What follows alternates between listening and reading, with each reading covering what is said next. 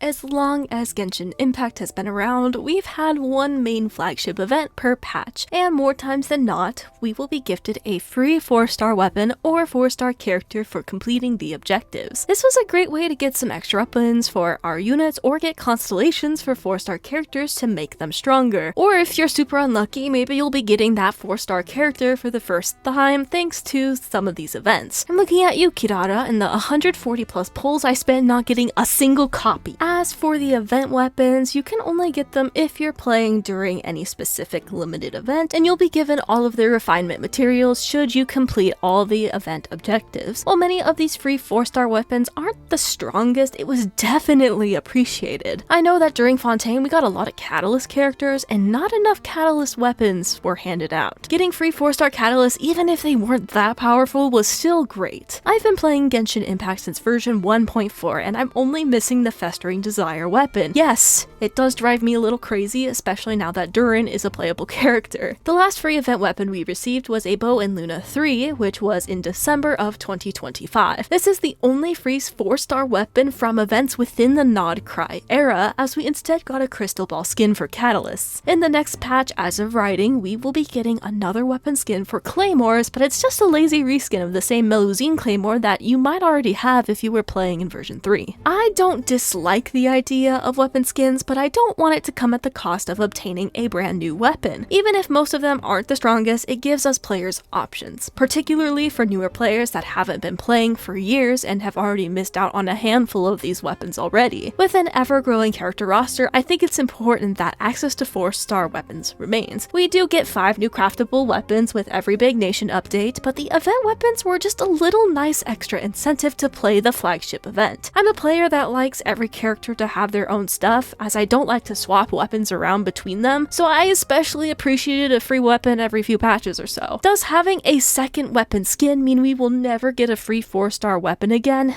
Not necessarily, but it doesn't look good. Theoretically, we could have gotten 2 more 4-star weapons, but instead we only have the one bow from December, while 4-star free characters have persisted. We just got Yehoda for completing the Nod Cry Black Market event, for example. I've seen a lot of players say that because these weapons are the strongest, that they would rather have the weapon skin. I just don't agree with that. I don't see why we can't have both. Some events can be new weapons, some can be skins, and others can be free 4-star characters. I don't see why one has to be sacrificed for the other. Heck, what if a new event weapon came out with a weapon skin as well? I can't even believe something that small wouldn't be possible thanks to how stingy the Genshin developers are, but it's nice to think about. There's also this long time request of players wanting to be able to obtain these event weapons after their flagship event has passed. I know I want that Festering Desire, damn it. I think it would be a major quality of life update to allow players to go back and replay the storyline of these past events and get those missing weapons, especially for players who didn't even pick up the game back then. If Genshin wants to keep somewhat of a limited nature to them, maybe players cannot get refinement materials, but they can still at least get the base weapon that they missed. The developers teased the possible idea as you were able to get previous event instruments from one of the NPCs in Mondstadt a long time ago, but they never continued that trend. I also like the idea of certain characters being able to unlock weapon skins by completing challenges. And no, I'm not talking about Stygian Onslaught nonsense of weapon skins with an expiration date. I'm talking more about Varka's special Claymore skin. If you complete a separate challenge with him, you get a small cutscene and a permanent skin for his Claymore. I'd love to see skins introduced to the game in this way instead of them eating up weapon event slots. It's fun to give players a challenge, and getting a weapon skin as a reward is a pretty cool idea. I wasn't able to get his signature weapon, as this jerk took around 140 pulls for me to get, but I was able to complete the challenge and get a badass looking weapon skin. I think it's a fair concern that many players are beginning to have surrounding the state of free event weapons. Being able to R5 or Refinement 5 a 4-star weapon is valuable even if it's not the best. Plus, I like how leveling the weapon up during the event is a lot cheaper, further creating an incentive for us to get them up and use them. Weapon skins are cool for sure. I think Mona really rocks the Crystal Ball Catalyst skin quite well, but I don't think these skins are worth sacrificing the original free weapons for. Plus, with the concern of how little premium banner pulls and primogems we've been getting lately, lots of players won't have the resources to go after characters, let alone the weapon banner that has their special 5-star weapons. Getting rid of these event weapons would not be free to play friendly, or even friendly towards gamers who picked up this game later in life, like from Fontaine onwards. Since we're talking about weapons, I also want to raise my gripe against the lack of new 4-star weapons in the standard banner. We've gotten 4-star weapons released in various versions, but they can only be obtained through the premium gacha weapon banner. I don't think the standard banner pool has ever been updated with 4-star weapons, but feel free to correct me if I'm wrong on this. You either get these